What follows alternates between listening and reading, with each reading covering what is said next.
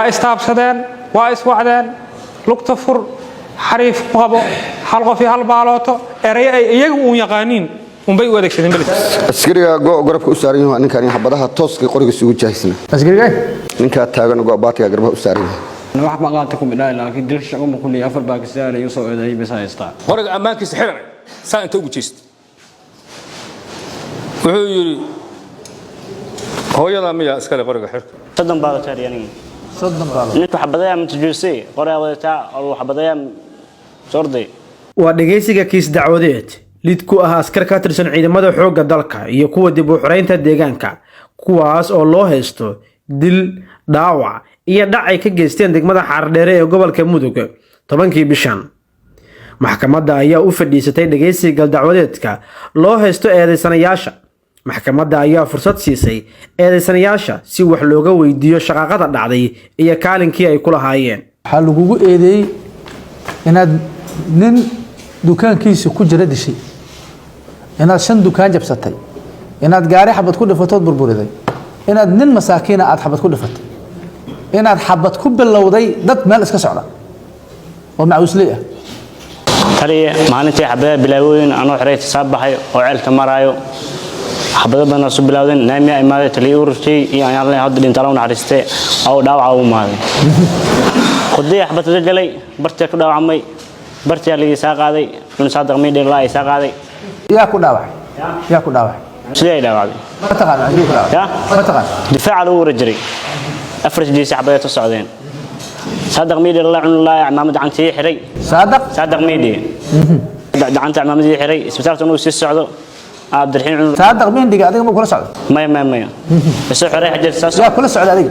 yaa kula socda برتلي هاي مرتاس حريه ملالت ساستي انا علت مره حبه يسو بلاودين دنامي ما انت لي يورتي يا لو داوع او ماده حبد قديه كغلي برتي ku dhaacmay gacan loo xabadii dhacday saadaq meed Allah in Allah gacanta maamadi xiray oo isbitaalkii saawaday isbitaalka uu soo socod abdirxiin in Allah hor imaade oo beerlaab iyo alshaad dubtooto ala dhaawac oo isdaaweeyo la qorayaan qoraya sidoo saaqatay isbitaalka la astay abdirxiin aw waan ku joogaa هو اسكو داوي مو كده قرب beerlaab way diibay haye isku daawi maxaa laga wadaa ya haysaada qaadadii لا أبو صلاة وهاي haye سيام جعيس بس سجوا ما فهمتي واحد لنا مجلساني لبتاس بس عليه ويستاني dhar iyo kabo iyo dukaamankii aad dhacday aw lagu eedahay أنا أحمد عن تلياني ma jiraan ma جيران حاس meeqa baalo tarid صدم بالو تارياني صدم بالو نيت حبدايا من تجلسي قرية ودتا أو حبدايا سردي أنا wax ma qaata ku midnaa laakiin dil shaqo ma kulli afar Pakistan ay soo eeday bas haysta afar baako sagaara lagu soo eeday kaliya haysata dilka ma geysat deesan haye kubsan ma geesan yaa dili ninka yaa dili ninkii qof idilay ma sheegi karay haye haysatay qoriga muxuu ah qoriga aakay fadhisan waay aakay fadhisan hadiyad haye dukaankee ka dhacday afarta aad sheegayso dukaanka galsooda agay 12 baalo taray talyaani hala toon baalo taray akamay ahayn mase waxa way bakaan askar badan ay nima looga dhaawac haye yaa kula joogay adiga markaa sikii askariga looga dhaawac amisha looga dhaawac ameeqad aheedan inta agtada taagnay sikii adiga aniga iyo sikii iyo askar badan ay adiga meesha wada joogay askartan inta kormo waa sikii dhaawac ma ko adiga xabada ku socotay meeqa shay yaa soo qaadatay wax aan soo qaaday iyo wax aan qof ka qaaday iyo wax aan ogaay midna ma jiraan dukaamanka wax ma ka qaadat may sagaar ma qaadat ma qaadan dhar ma qaadat ma qaadan kaba ma qaadat may go ma qaadat wax aan ka qaatay oo meherad islaameed ay leedahay haba yaraatay ma jirto okay lix baaloota ay sheegtay lix baaloota laba waxaad ku riday laba subaxnimada hore riday afarna waa riday maxaa kaloo riday wax kale aan riday ma jiraan xafiiska xirilinta maxkamadda ciidamada qalabka sida ayaa soo bandhigtay cadeymo ay u cuskatay eedda loo haystay askarta waxaana maxkamadda la hor keenay marqaatiyaal goobjoog ahaa goobta dhibku ka dhacay 10kii bishii 8aad 2024 mudane gudoomiye maxaa dhacay mudane gudoomiye waxaa dhacay in ciidankii wadanka la soo tababaray loo tababaro inuu wadanka ilaaliyo juhdi badan la geliyay magacooda xitaa laga fikiro loo bixiyay ilaalo qaran ay magaalada sida al-shabaab ku weeraraan waxay ka geysteen dil waxay ka geysteen dhac waxay ka geysteen dhaawac waxay ka geysteen burburin hantiyadeed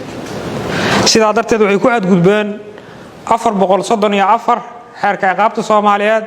sidoo kale waxa lagu xadgudbay 440 baaragraaf 2 lala aqriyay 71 oo wadajir ah si wadajir ah ay geysteen waa istaabsadeen waa iswacdeen lugta fur xariif qabo hal qof iyo hal baalooto eray ay iyagu u yaqaaniin unbay u adeegsadeen beledka mudan gudoomiye sidoo kale waxa loo xadgudbay aayadda 45aad ee suuratu maa'ida waxaana la dilay qof muslim ah bari ah xaq u lahaa in la ilaaliyo loo tababara inay ilaaliyaan ayay gurigiisa ku dileen hantidiisa qaateen intaas waxa dheer buugidaynta ay ugu qori jiray qaansheegadka jeexjeexan si aan loo arag oo raad kasta u reebaan xabaddu yaa bilaab xabadda waxa bilaabay askari lagu magacaabo ninaas ahaan magacana adigu galfeelkiis la helayo leeyahay yaqaani askari ilaaha xabadda bilaab oo ka tirsan urka 293aad ee qaybta 12aad yaqaani adiga ma kula socdo maya maye wuxuu ka soo galay annagoo soconna oo ayuu wax ka soo galeen asagii askari la yiraahdo Cabdiraxmaan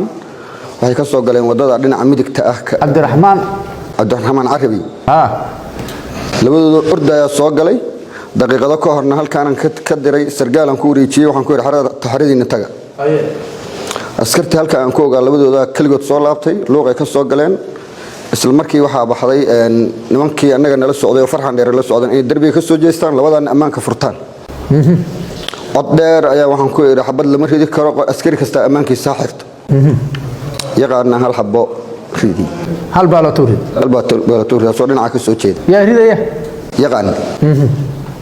inta kadib askartii farxan la socotay ayaa xabad furtay waxaan ka xusuustaa aniga markaas xabadahaas ka soo dhacay dhinacaas ayaa igu dhacay waxaan igu jahaysanaa nin madow oo arag ahaan aan garan karo magaciisana aan aqoonin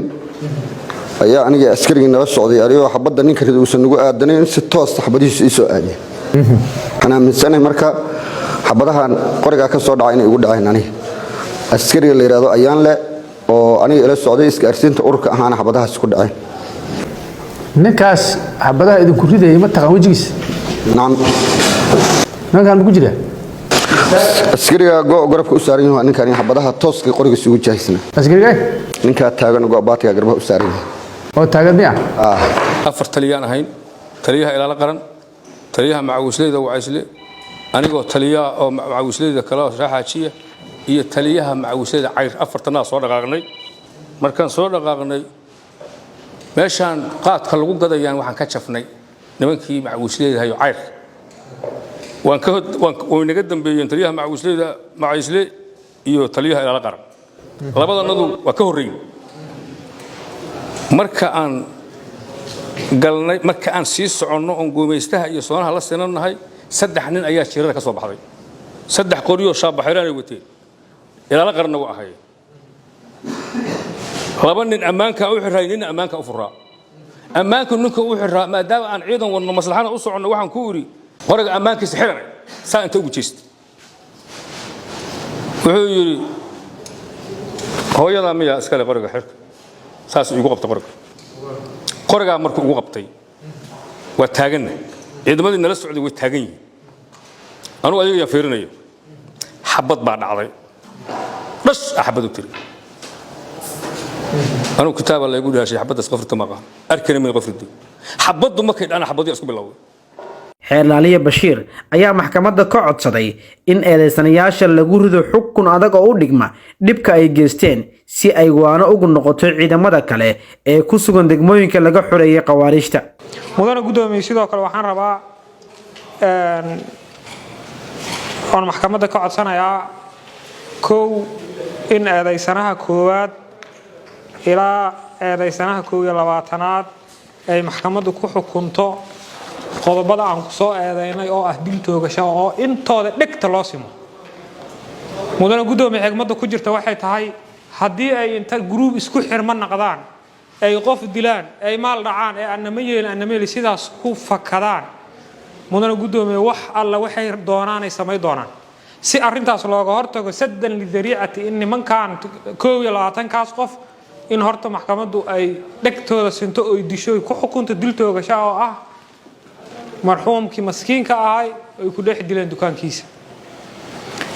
labada eedaysane ee macawisleyda ka tirsan ayagu waxay ku jawaabeen haddii loo jeediyay eedi 104B oo ah ma gelin dembigaas hase yeeshee waxaan ku keenay markhaatiyaal oo kamid ah dhibanihii oo dhahaya ninkaas qorigiisa ay ugu soo taagnaay mudana gudoomiye ayagana si magaaladu uga nabad gasho oo aysan qof dambo si fudud aysan u dilin ayana waxaan maxkamadda ka codsanaynaa in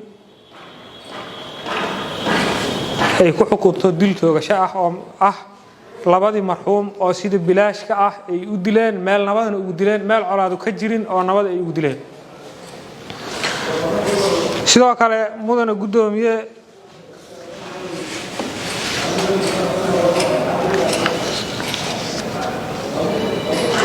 eedaysanayaasha 24aad